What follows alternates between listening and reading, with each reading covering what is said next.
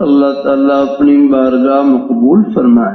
اللہ تعالیٰ اپنی بارگاہ عرض کرتا رہتا ہوں، کاروبار رزاق نہیں ہے، کاروبار تو ایک بہانہ ہے، دینے والی ذات اللہ تعالیٰ کی یاد رکھنا ہے۔ ہاں، کوئی بھی ہیلا وسیلہ اختیار کریں لیکن نظر اللہ تعالیٰ کی ذات پر رکھے جاتا ہے۔ ہاں، یا اللہ محض آپ کی توفیق،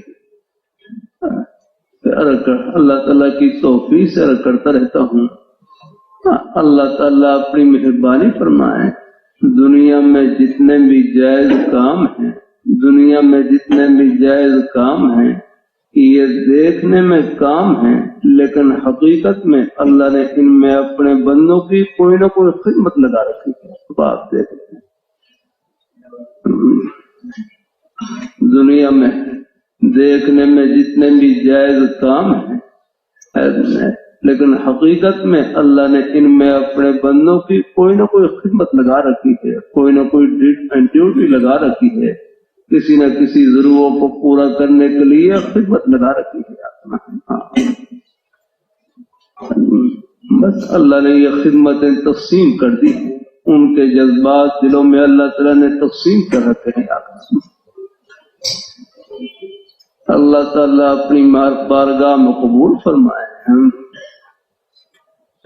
اللہ تعالیٰ ہیں، یہ زمیندار حضرات ہیں، ان کے ذمے اللہ تعالیٰ نے ہماری دال روٹی کی خدمت لگا رکھی ہے۔ اگر زمیندار اسباب کے ہیں، اگر زمیندار زمین، اور میری جگہ جلسے میں مجھ سے پہلے ایک عالم دین شیخ الحدیث بیان کر رہے، وہ فرمائیں لگے کہ گندم کا ایک دانہ یہ اگنے سے لے کر پکنے تک 150 فرشتے اس کی خدمت میں لگے ہوتے ہیں۔ گندم کا ایک دانہ اگنے سے لے کر پکنے تک 150 فرشتے اس کی خدمت میں لگے ہوتے ہیں۔ اللہ تعالیٰ کتنا بڑا نظام ہے، ہمارے ایک لقمے کے ہم تک ایک لقمے کے پہنچنے کے لیے اللہ تعالیٰ کی کتنی مخلوق خدمت میں لگی ہوتی ہے، تب یہ ایک لقمہ ہمارے منہ تک پہنچتا ہے۔